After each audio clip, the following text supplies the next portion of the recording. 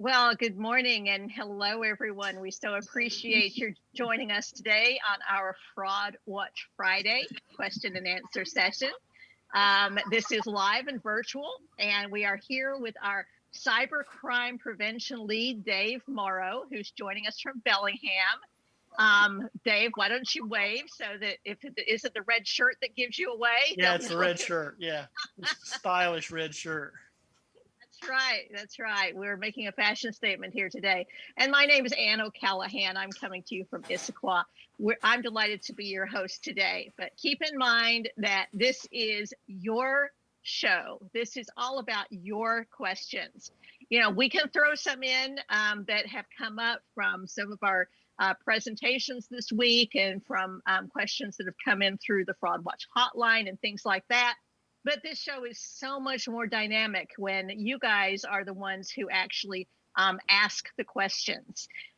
So to do so, feel free to your hand, as in using the little icon at the bottom of your screen. Depending on how many people there are, I might be able to see you if you're waving your hand, but of course I won't be able to if we don't have your video. Or feel free to type your question in the chat box and I will be happy to ask Dave your question. So any way that you are most comfortable, please feel free to participate, because that's what makes this particularly helpful.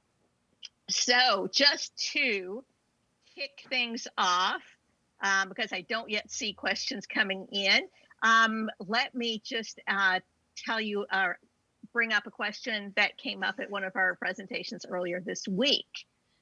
This person asked, I heard that Microsoft, Apple, and Google are in the process or will be soon doing away with passwords. Now, that sounds a little strange, Dave. So tell us about that. Yeah, this is, if you've seen our shows or our Fraud Watch Friday things, you know that passwords have been around for a long time. And they're really alone by themselves, are a very poor cybersecurity tool, because they, are easy to guess, or people use really easy to bypass passwords. And so we put in things like, multi-factor authentication, two-factor, whatever you want to call it, to try to beef that up. Well, Microsoft, Apple, and Google have announced a couple of weeks ago, last week, I think, that they're signing on to something called the FIDO standard. And that FIDO, F-I-D-O, is an acronym. And that's a standard that allows you to, if you adopt it as a developer or an app, developing an application, it allows your users to use their biometrics or their, the way they sign in, for example, to their mobile device, and carry all that through to all of the websites and all the application you use. It's a standard that passes those credentials through, so you don't have a separate user ID and password for all these different apps. And so what that announcement was that they were saying that they were going to sign up to that standard, and by the start of this year, or in the next year, during the coming year, all three of them are going to start integrating this FIDO standard into some of their products and some of their applications. It's going to take time. Some of the stories I read, the headline, of course, if you read the story, you get the true picture. But if you just read the headline writer got it all wrong. They made it sound like passwords are going away. Well, yeah, maybe. And if they do, it's not going to be by next Thursday. It's going to be in the next, 5 years, maybe, because it's going to take a long time for application developers and websites to implement the FIDO standard. And because it's a relatively new standard, I think, and certainly not a whole lot of people have implemented it. But it's a good first start to have these guys doing it, because they're the big, they're the 800-pound gorillas in the tech world. Microsoft, Apple, and Google, and when they implement the standard, that kind of opens the door for other application developers to do it if they want to keep up. So it's a good first step, but it's not going to be anytime soon that passwords are going to go away and we won't have to worry about it anymore. And for now, we just have to be just as diligent as we ever are, correct? Oh, absolutely. Yeah. All right, great.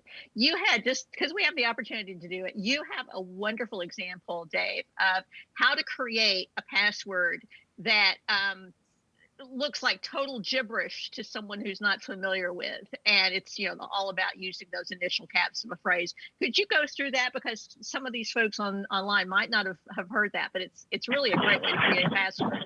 Okay. Well, since I'm not told I can't, I will use my favorite band. And I take a lot of grief from this, folks, about using this. So what Ann's talking about is a passphrase, and a passphrase, instead of the password, is to make up a phrase that you understand, that you remember, that you know, excuse me, that you won't forget, and then take the first letter of every word and put them together. Excuse me. And so my favorite band is the Allman Brothers Band. So,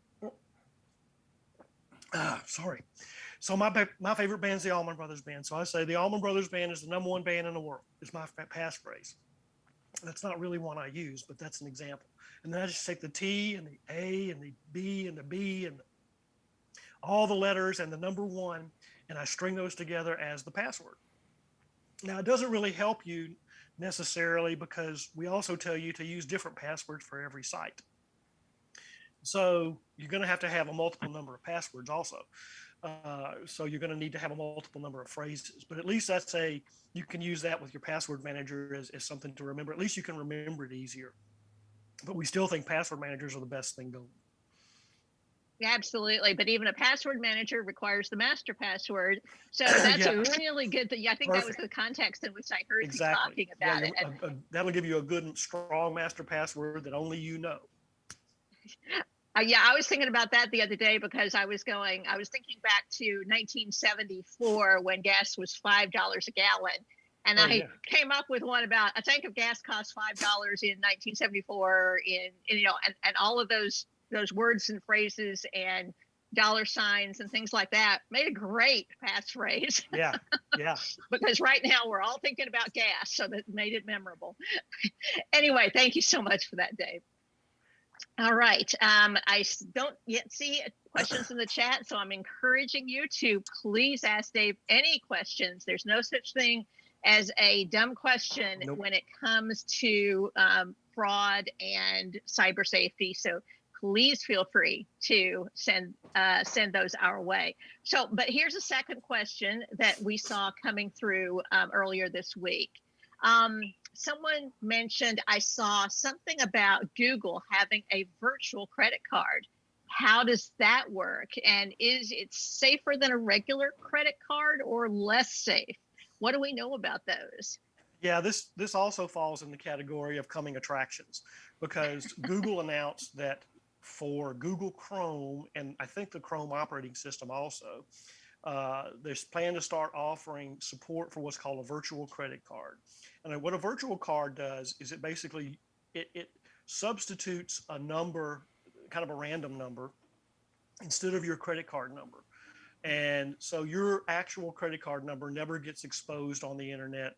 Merchants never get your actual credit card number. They get a number that your card, what we call the brands in the card business, Visa, MasterCard, Discover, American Express, they're starting to roll out plans to generate virtual cards in the next year or so. And so when they introduce those, Google has said they'll support those virtual cards in Chrome, so that you would load in your regular card number, and then the virtual number that is generated every time you try to use the card is linked to your card, but you don't ever expose your card number to the internet itself. It's always in what we call a proxy in the tech world, where there's something that stands for it, or a label that stands for, labels the card, that you never actually know what the card number is. So it's a pretty good idea. Virtual cards have been talked about for a long time. They're probably going to be a lot safer than, over time. Again, just like passwords, it's not going to, or be earth-shattering or change the world before next month. But over time, if virtual cards catch on, and I think they should, then our credit card problems will at least be alleviated in their current form, but everybody's got to remember there is no such thing as a silver bullet. And especially in security, there's the chess game I talk about. We make a move and the bad guys make a counter move. So as soon as virtual cards come out, you can rest assured the hacker community is just going to be crazy busy trying to figure out a way around it or to subvert it. So we'll see how that works out. The rule is they eventually are going to put enough brain power at it. Eventually, they're going to figure out how to do something to get around it or steal the virtual number and actually get to the regular card number. But we'll see. Oh, interesting. Is the idea that eventually down the road it will completely replace a physical credit card, even for point of sale transactions, or will that? I don't know. Is that kind of way out there? Yeah, I think that's kind of way out there. I mean, although the way they seal for point of sale is digital, Apple Pay or Google Pay or whatever. That's the way they see that. I mean, like right now, I've only pulled my credit card out of my wallet a couple of times in the last month because I use Apple Pay a lot. Okay, great. All right. Well, thank you for that. So we're not expecting it anytime in the near future, but we'll keep an eye out for it. Yeah. Okay. All right. Okay. Still looking for your questions. So come on, guys. Let's get some questions going. So we had a couple of questions that were kind of related here. Someone mentioned an article about how an application that would take a picture, turn it into a drawing that looks like a painting, and yet there was something that was not on the up and up about this particular app. So what do you know about that? Did you see the article or hear about it? Yeah, I've seen that and a couple of follow-ons. Within the last 10 days or so, the UK, the Daily Mail in UK came out with an article about there's a program and it's called New Profile Pic Editors. And it's available, that or something like that is an application available both in Google Chrome or in the Google Play Store as well as in the Apple Store. And the Daily Mail apparently had somebody write a comment or saw a comment, and they wrote an article because somebody looked at how this thing was developed and some of the notation in the code itself says it was developed in Moscow. And so immediately somebody started talking about, and the Daily Mail article was about, hey, be careful about this because it could be malware. It could, if you download this thing and they could, give you the picture, but they could also be, sending a lot of your personal information to Russia. There's been some articles. Snopes had an article that I read this morning that, they went through step by step and found, that, maybe not. It's the company is one of the company developers originally came from Moscow, but now the company is in the British Virgin Islands. And one of their 3 or 4 development centers was in Moscow, but it's all based in the Virgin Islands now. It's not run out of Moscow. And so the company's trying to fight that with, their version of facts. Don't know if it's true or not.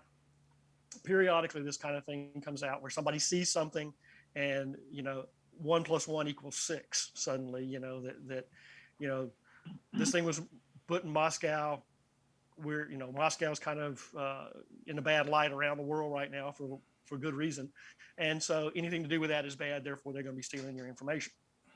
Maybe not. But, in general, it never hurts to just be very, very skeptical of anything you download, whether it's from the Google Play Store, whether it's from Apple Store, whether it's from anywhere else online. You just need to be really, really skeptical about it and take some precautions. Let me give you a real life example. Okay. This past week, I saw a word game on in this case, Apple Store, but this can happen no matter whether you're Android or Apple. And I downloaded it, and because I thought, if it's on the Apple Store, it must be okay. Boy, is that naive. And when I downloaded it, I saw all of these like language errors and I saw things that just like really put my radar up, right? Yeah. And then I went, oh gosh, I'm going to delete that right away. But I mean, if that was malware, I guess it could have already downloaded its payload, so to speak. So when you do that, like I did, Yeah. and you download something that you go, whoa, I don't think I really wanted to do that. How do you get rid of it? Well, first thing you do is delete it, get rid of it. Yes. Then you should have, of course, multiple antiviruses or anti-malware programs. So you should take those and run that thing through all of those, run all those on your computer.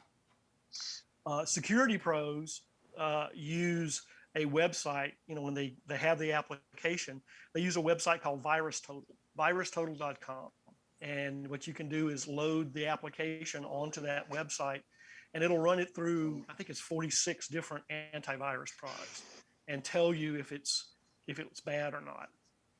Now it takes a little technical knowledge to know how to get the application off of your phone or off of your computer and load it onto the website.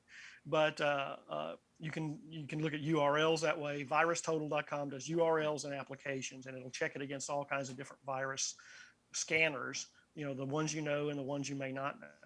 And you can look at it and see, okay, half of them say that this thing's bad, and one or two of them don't rate it at all. So then you can kind of make up your mind. That's one. Go ahead. Go ahead. I was just going to ask, tell us again what the name of that site is. I was going to put it in chat for folks. Virus Total, all one word, virustotal.com. Okay, thank you. Sorry, I interrupted you. Sure. Now, if you download an app, whether that's an app from the Apple Store or the Google Play Store, there's a couple of red flags that you need to look for. If you get an app and it starts asking for permissions, Apple now, and I think Google Chrome or not, Android does too, will tell you when an application wants to get new permissions. They want to use your camera, they want to use your microphone, they want to do this, they want to do that.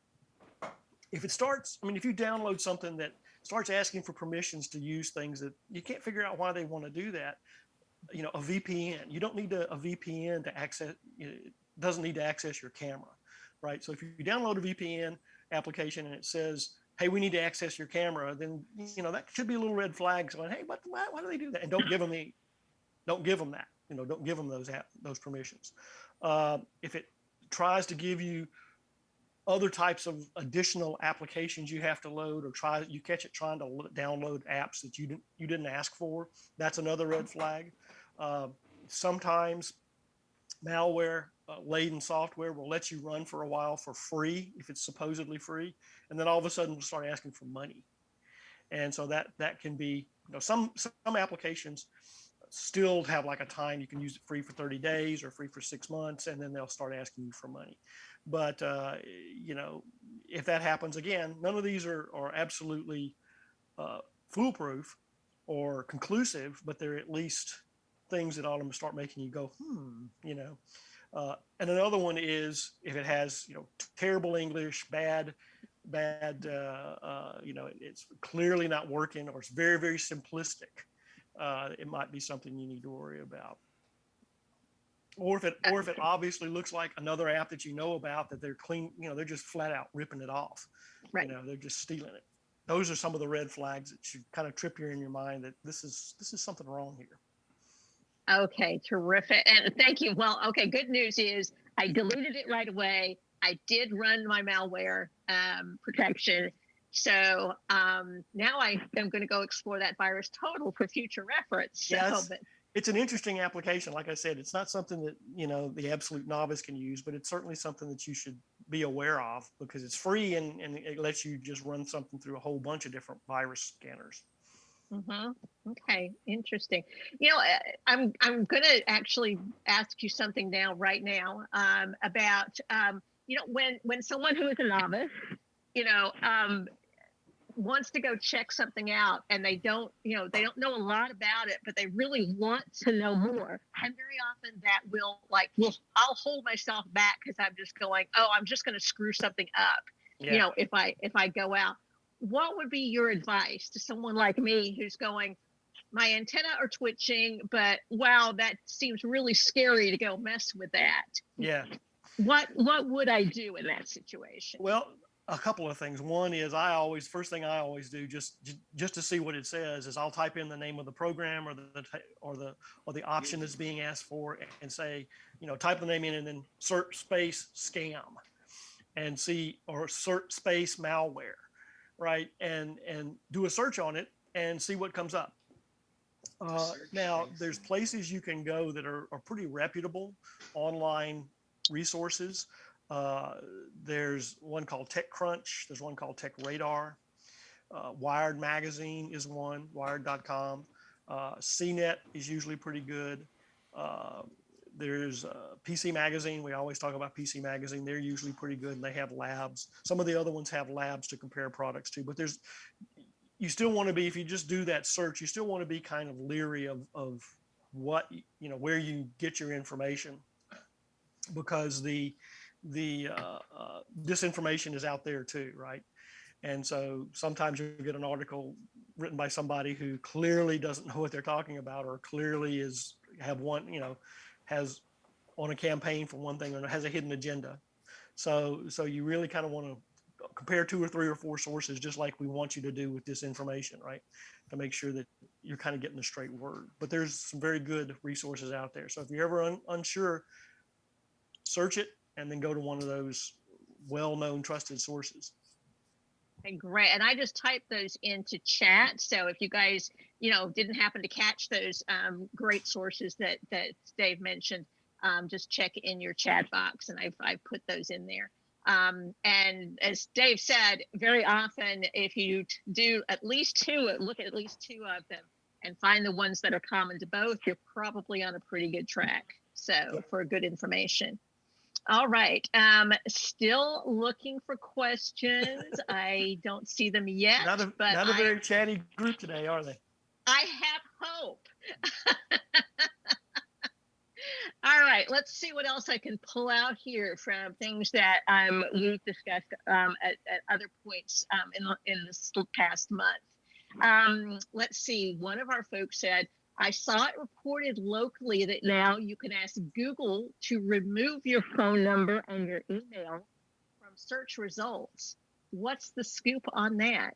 Yeah, here again, this is the headline writers not reading the article they're writing the headline for. What Google has said is, if you are on the internet and do a Google search and find your name or your personal information in the results of a Google search that you don't like, that you don't want out there, you can report that URL to Google as containing personal information or containing derogatory information. And there's several parameters about what you can and can't get taken down. And Google will take that down from Google search results. It doesn't at all take it off the internet. And Google's very clear about that. But it is very definitely, a way to, if you're out there, especially, we've got a couple of folks in the Fraud Watch world who are on a rampage kind of about a couple of places. One is like mylife.com, I think, that has all kinds of personal information that they get from free publicly available sources like courthouses and public records and stuff. And there's just a lot of things that make people kind of really nervous. And so they could, if you find that in a Google search, you could complain to Google, and Google, if they find for you, now they're going to have some judgment and they have some rules that they go against. They will stop that from being reflected in Google searches, but it doesn't take it off the internet. That's the big takeaway, is Google can only control what shows up in Google searches.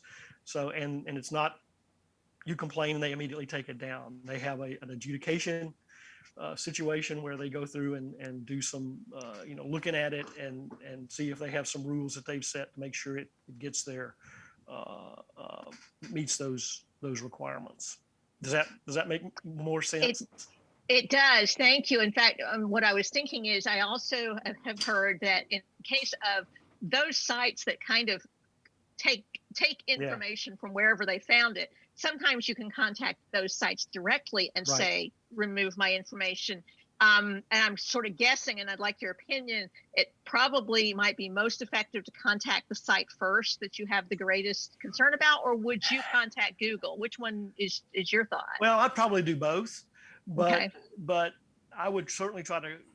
I mean, you know, your ultimate goal is to get it off of the internet, and so I would contact the people who are running the site, because if you get them to take it off of that site, then you take it off the entire internet.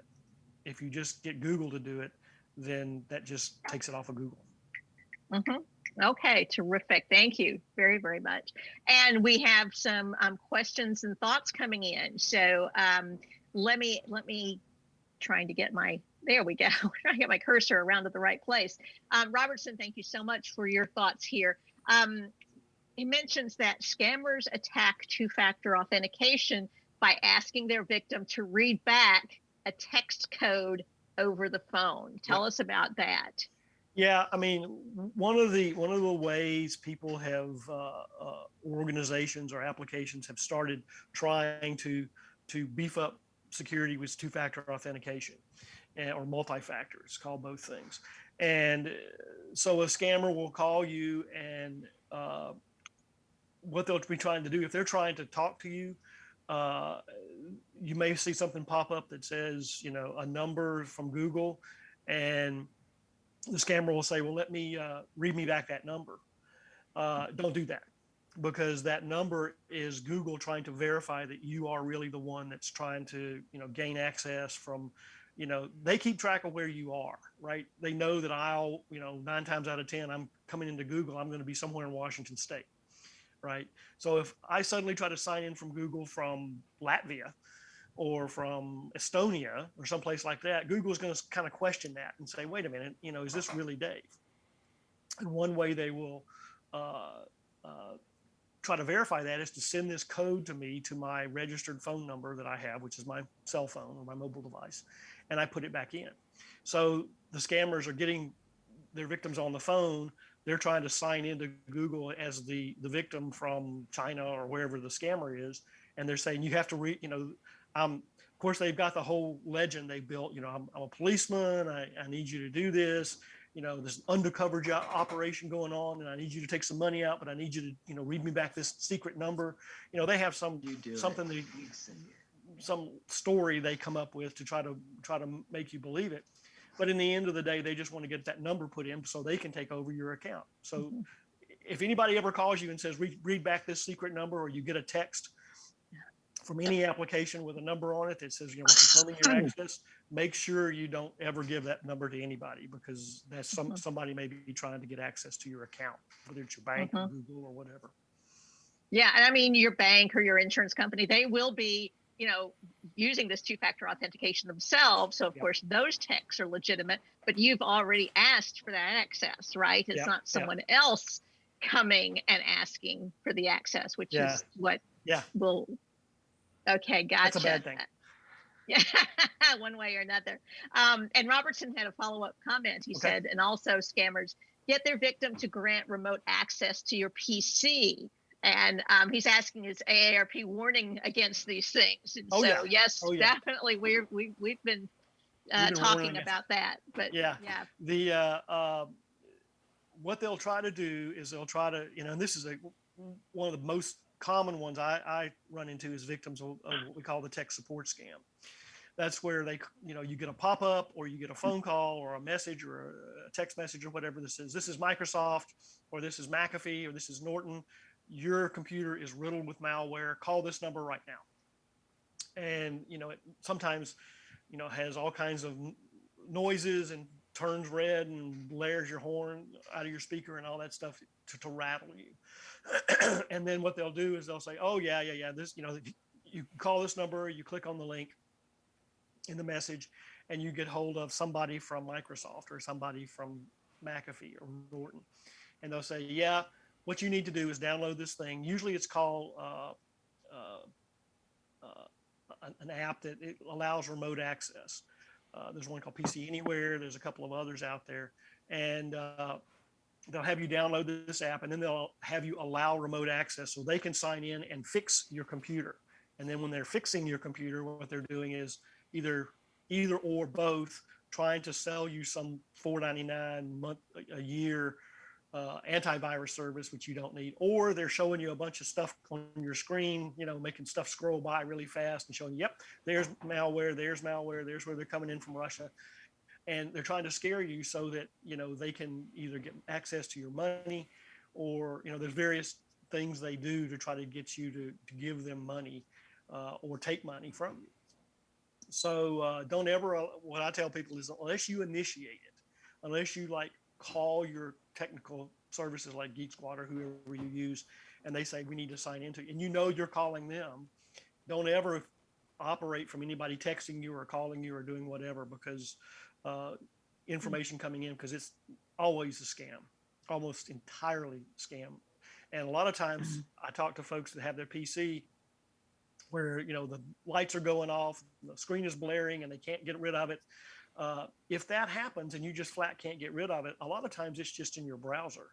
And so if you press the power button and hold it down for 6 to 12 seconds, it will force a reboot of your computer, and 75-80% of the time it'll go away because it just stops it in the browser. You downloaded some little piece of bad code from some website that's infected, they probably don't even know is infected, and that's what's caused your thing. Or it's a pop-up ad that when you reboot, that goes away. Okay, great. Thank you for that. I hope that was helpful. And DM, hi DM, thanks for joining us. We've seen you here before, so we really appreciate your coming back. He's asking about a recommended way to keep companies from grabbing public records and selling them. Is there anything that can be done about that? Yeah, I mean, that's really a tough subject, because they're public, and usually the records are public by law. And so it's really hard to have them restrict that. I mean, you can't go to your county courthouse and say, I want you to restrict all my information.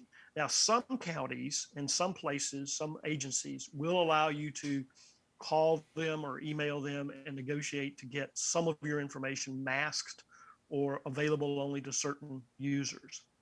But you have to do it. There is no clearinghouse that does that. We're going to have to go to your local county assessor's office or email them and say, hey, is there any way I can restrict the information about my property records? Because, and this is a problem that has existed in the last 5 or 10 years, is that there's big companies that make a lot of money by aggregating all this public information and selling it back to you, as DM says. And unfortunately, there's not a whole lot you can do about it. You can also ask them to take it down, but they're in the business of selling this information, so they're probably not going to be too interested in it. Now, some states are probably going to, if they haven't already, have a law. So whatever state you live in, you can certainly ask, the Attorney General's office to see if they have a law that restricts that in the state. But there's no national law that I'm aware of that restricts that. Okay. Great to know. Thank you so much. And we have Ramona, who is asking a question. Okay. She's asking, there's a monitoring service that says that my phone number is on the dark web. Yep, join the club. But her question is very specific. Should I change my phone number? Unfortunately, most of I'm a cynical security guy, so I'm looking at it from a long term, and I tell people, most of our information at some level is available on the dark web, or on the internet in general, or the dark web. And just because it's on the dark web doesn't necessarily mean everybody's stolen it. It's just a convenient place if somebody wants to sell it. If it's just your number on the dark web, I wouldn't change your number. If you have a lot of junk phone calls, if you have a lot of robocalls and spam and things like that, changing your number, you'd have to do that 2 or 3 times a year probably to see any real results, because a lot of times when you get robocalls, they're just random number generators that are calling whatever number they can. So, you're going to get hit randomly no matter what number you have. So I would take that time and money first, and if you're having problems with robocalls, and invest in one of those robocall filtering programs like NomoRobo, RoboKiller, Haya. There's several that we talked about, and we've demoed them on our Fraud Watch Fridays before. invest in one of those and try to use them and have good hygiene about blocking the numbers that come through on your phone. Because I mean, I use one and I block every time it picks up a number. I will go in physically in my iPhone and block that number. And I've done that for years. And, you know, I occasionally, very rarely actually get somebody on the phone. More often than not, my robo software, filtering software catches it, and I'll get a little pop-up that says, you know, this number has called and we're filtering it out. And, you know, they don't pass muster to get to talk to me. So they, you know, they go away and don't leave a voicemail. They get blocked too, by the way. And Robertson mentioned my iPhone does a really good job of blocking unknown callers, and it works really well. But does that catch all the unknown callers, or is there still a personal responsibility to check those ones coming in? Absolutely. I like that phrase, personal responsibility, because none of these, as I said, is a silver bullet. And security, whether it's, you know, companies doing cybersecurity or your own personal cybersecurity, should be a layered approach of several different techniques, tools, practices, things you just don't do. And because none of those are by themselves are going to solve all the problems. Blocking your unknown, you know, setting your iPhone up to block unknown callers is one way, one of those steps that you can take. I have it set on my phone, but I took it off for a while because I was getting blocked calls from people that I wanted to talk to. And so that's kind of a dual-edged sword there. But yeah, iPhone blocks unknown callers that come in that don't have their name associated with the number for caller ID. It just blocks them out of hand, because if it's an unknown, then that usually means that there's a reason for it to be unknown, because businesses and legitimate doctors and stuff will always put something in the caller ID record to let you know who it is. Okay, great. And someone was asking us to list some of those robocall companies like Nomo Robo, Hiya. I'm typing them into chat right now. Okay. Was there another couple that you mentioned that I didn't catch? Nomo Robo, Robo Killer,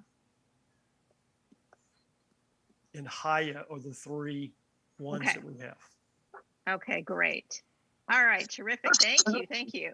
And we love it. People are asking questions, and yes, we love this part. So we did list the robocall information just now. DARPA or Department of Defense created the dark web. Why can't they restrict its use? Yeah, the dark web is I mean, DARPA created the internet. DARPA created the the Department of the Navy created the dark web, and they can't restrict its use. They have restricted networks, classified and unclassified, that DoD uses for themselves, but they created the internet, and they created the dark web as, you know, experiments years and years ago to be able to understand how a potential internet might work. ARPANET was the very first thing that came on. That was the very precursor of the internet. And I'm so old, I worked on an ARPANET terminal when I was an airman in the Air Force. Couldn't do much. I could send emails back and forth from Alabama to MIT and Harvard to some guy, and I thought that was great. But they can't restrict its use because the genie's out of the bottle. I mean, it's a known quantity. People are using it all over the world, and it's become so ingrained in our lifestyle that you wouldn't want to block the internet. And the dark web's the same way. The dark web was created by DoD to allow anonymized and clandestine sort of communication with places like folks that don't want to be found, like dissidents in like North Korea or Russia, that they can communicate anonymously over the dark web and not, and feel safer. And so you really don't want to restrict the use of that, because it defeats the whole purpose for starting the dark web. But we say this all the time. this is just technology, and technology usually has good uses and bad uses. And it's a truism. It's the same kind of good things you can do. I mean, a car can be used to take you to the doctor, or can use to help you get away from robbing a bank. So I mean, it's the same thing as technology. There was good uses and bad uses.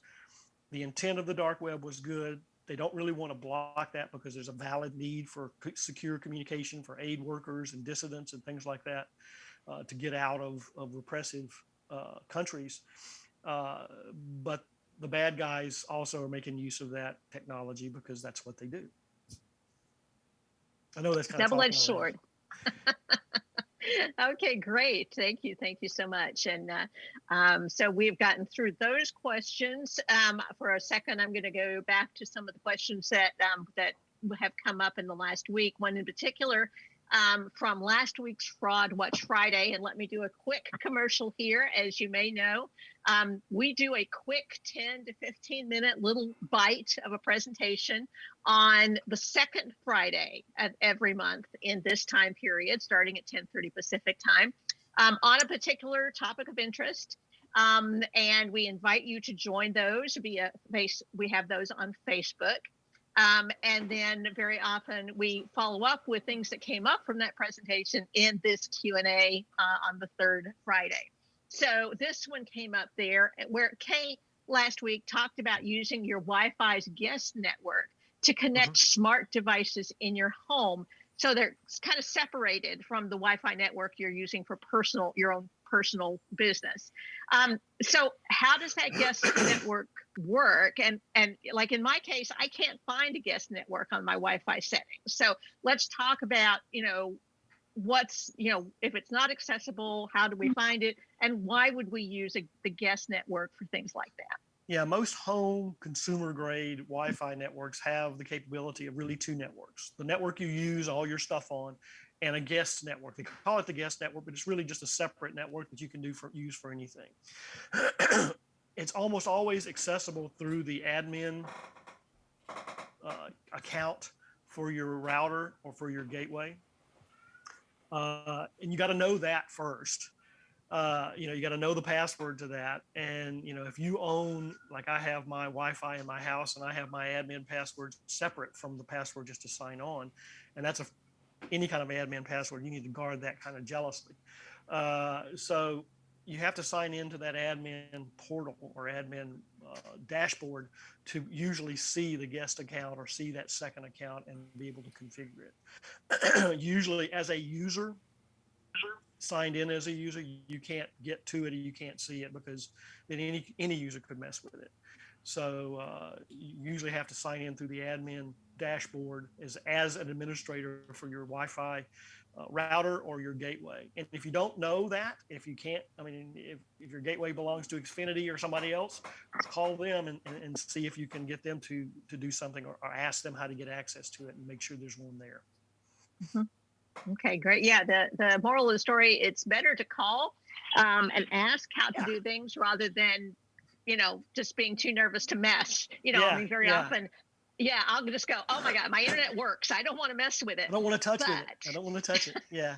And that's a certain amount of caution is always in order because you don't want to go messing around with it that you can, you can't really break it. It can always be fixed. But there are probably some things that you want to be cautious about because the settings, especially, you can certainly cause yourself some problems if you have the admin console up and start messing around with some of the encryption settings and stuff like that. But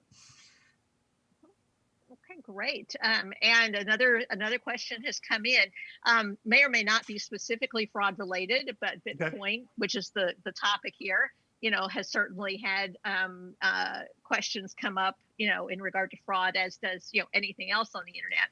Here's the question, though. How do you stop Bitcoin companies from using the power of my PC and causing impact to energy use?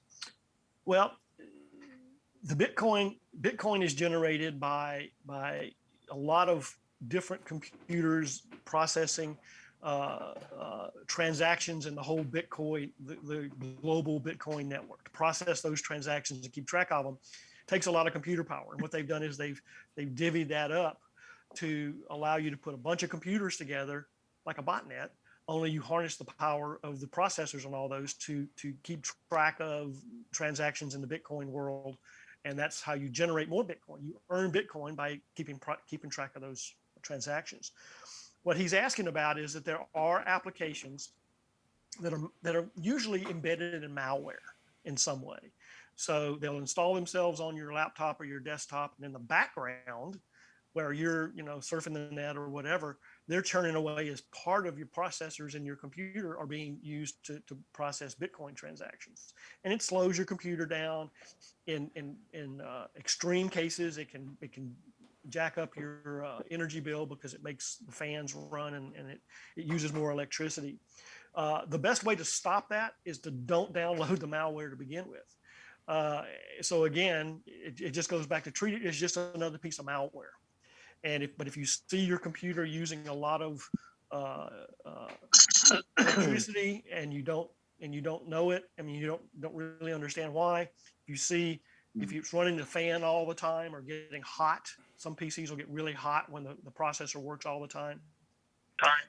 If suddenly your PC is getting hot when it didn't used to, or your laptop is getting really hot when it didn't used to, and you hear the fan running all the time, that means something is really stressing the processor. So it could be a Bitcoin. It could be, we would call it Bitcoin mining. But the way to keep it from it is don't download the thing in the first place. They can't just reach out over the internet and make you do it. You have to download the processing application to get it and let it install before you can sign in, before they can use your computer. So the easiest way is to stop them in the first place. Okay, so go ahead. Sorry. I was gonna say, I hope that makes sense to DM, and if it doesn't, clarify, please. And just from my perspective, if you don't mind a quick clarification, then it's, as you said, it's basically malware that whether you did it knowingly or unknowingly, it got downloaded to your computer. So how much confidence do we have in our malware, the well-known malware companies, that they are on top of it, that they actually can catch it? Yeah, none of them. This is kind of the dirty little secret of the anti-malware world. None of those products, I don't care how well known they are or all the other stuff they do, are going to be 100% effective all the time. They run tests in labs, and every couple of times a year, somebody's going to put out a test where they take some of the major antivirus and anti-malware programs, throw some known malware at it, and see how long it takes them to catch it, if they catch it at all. And none of them are all 100%. None of them work all the time against everything. 60, 70, 80% at best. So what the pros do, what we did in the military and in the cybersecurity world in business, is you use multiple tools. The idea being that if tool A doesn't catch it, tool B will. So again, no silver bullet. So if you have Windows, for example, you have Windows Defender already built in as an antivirus, and it's running whether you know it or not. It comes in, it starts when you fire up your computer, and unless you willfully turn it off, it's going to run. You just got to keep it updated. So if you add a McAfee, or you add Norton, or you add Malwarebytes, or you add Trend Micro or WebRoot, or whatever you add on top of that, that gives you a couple of things to look at, and usually they Windows Defender is usually kind of benign in terms of it doesn't conflict with any other. And back in the day, you'd get conflicting. If you ran two of them together, they'd be fighting each other. Each of them thinking the other is malware, and they'd mess you up. That doesn't happen a lot anymore. I run two on all of my computers, and I very rarely ever have a problem. So they're pretty reliable, but they're not 100%. And so we use two of them. Kind of in a layer approach, and that gets, and also couple that, of course, with personal responsibility, right? Don't go to places on the web where you're going to run into bad stuff, right? Don't go to gambling sites, porn sites, gaming sites, all those places where malware likes to lurk, the dark web, that kind of stuff. Okay, great. Thank you. That was very, very helpful, and we so appreciate the questions that spark that. So we'll hang on for another few minutes here. You know, if more questions if you want to have more questions come in, we do have a couple that came in the last week. It seems like we've had a lot of articles this past week to talk about. Yeah, like trackers, okay, seem to be in the news a lot now. You know, I have one on my keychain, a tile. I thought it was a great thing to be able to find my phone because I inevitably lose it around the house. But recent article says there's a darker side to these trackers. So can you tell us about this article and kind of clear up that for us? Yeah. Apple has one. There were several articles out there about Apple has one called AirTag. There's other ones out there. Android has one. There's other ones out there that are independent that supposedly work on both phones. And what that does is there's a tile thing that Microsoft has that you can use as a keychain. And it was meant to allow you not to lose your keys. You know, put it in your purse so you know where your purse is. You know, have it on your keychain so you don't lose your keys. The problem is that it can also, again, the dual-edged sword of technology, can also be used for bad things. It can be used by people, especially by stalkers, by people who are, in domestic violence situations who want to, get away from their abuser, and the abuser. There've been cases where the abuser would drop an AirTag or drop one of the tiles or whatever, a tracker, in the victim's purse or put it on their car or whatever, and use it to keep track of them, to stalk them electronically. The articles this week. And it's kind of a growing problem in the stalker community, if you will, or the anti-domestic violence community. And so Apple has done some things, and I think that Google's probably either has or is going to do some things for theirs. Apple particularly does it now. There are settings you can use in your iPhone, because what happens is with the AirTag, Apple, if it's not in, you get it, you set it up with your phone, and that's how you keeps track of where that thing is. And if it strays out of Bluetooth range or something, it's supposed to beep on your phone and tell you.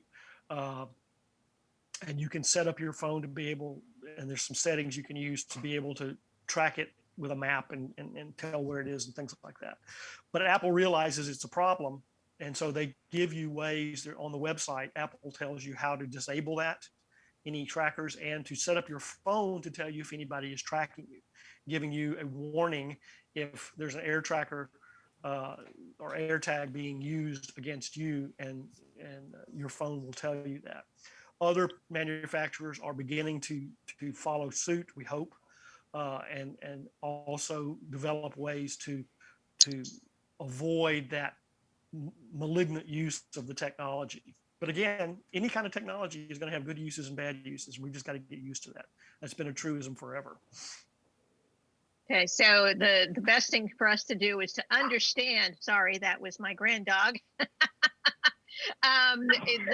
Is to do your research and make sure you understand what you're using and how to best control it to get the best use out of it. Right, and if you or anybody that you know is in a domestic violence situation, or you're worried about having a stalker, go to there's some websites for anti-stalking, but go to at least the Apple support pages and look to see how you set up your phone to detect, especially if you have an iPhone, how you detect these AirTags if they're being used against you. Okay, great. I definitely appreciate specifically the information about stalking. So thank you very much for bringing that up. All right, the last question that I have here in my possession is one about some of your own advice, Dave. One of our folks got a password manager, but they sometimes get a password error. And this person says, I think the password manager has it right, but the website seems to be pulling an old password from somewhere else. What's going on? How do I make sure my password manager is doing what it's supposed to be doing? Yeah, this is I have actually been battling this little battle myself. What I think happens, at least in my case, and it could very easily happen in others, is that the browsers that I use, almost all browser now has a keychain or the capability to store passwords in the browser for you, similar to what a password manager does. They've started to put that functionality in the browsers. Google Chrome does it. Firefox does it. I think Microsoft Edge does it also. And what I found in my case is when I use Chrome, Chrome was set up out of the box, at least the version I use, to grab when I go to a new website and establish a user ID and password. Without asking me, it would grab that user ID and password and stash it automatically in the browser keychain also. And so if I changed my password and it was in my password manager correctly, Chrome had it. Their rules were that if you got into an application or your password was needed to be used, the first place it would go would be the Chrome browser's password manager, as opposed to the one I use. So I think that's probably what's happening to the person that wrote in, is because it's the most logical step, right? I had to turn it off in my browser and empty all my passwords out of the browser browser keychain before it would stop doing that. So that's probably what's happening, especially if you change your passwords like we tell you to, right? Change them relatively frequently, and your password manager, you'll get those out of sync. And if you go to an application and your browser says, when I need a password, the first place I go is to the browser password stash, then you're going to have problems. So if you're going to use a password manager, you probably need to either disable or somehow change the priority of your browser password stash. Got it. Makes okay. Sense? Yes, it does. Okay, Thank good. you so much. And wow, we got a lot of information out there today, and very much thanks to you guys for submitting your questions and allowing us to disseminate that knowledge. So thank you so much. We really hope you will join us again on the third Friday of June. I'm not even sure how we got to June already, but we're closing in on it. But please join us on the third Friday for another Q&A session. And then on the second Friday in the same time frame, again, we will have a mini presentation, 10, 15 minutes worth on a particular topic of interest. And we hope you will join us then. So does Noodle, apparently. So thank you again for joining us today, and we'll look forward to seeing you again in the near future. Take care, everybody. Bye, everybody. Bye now.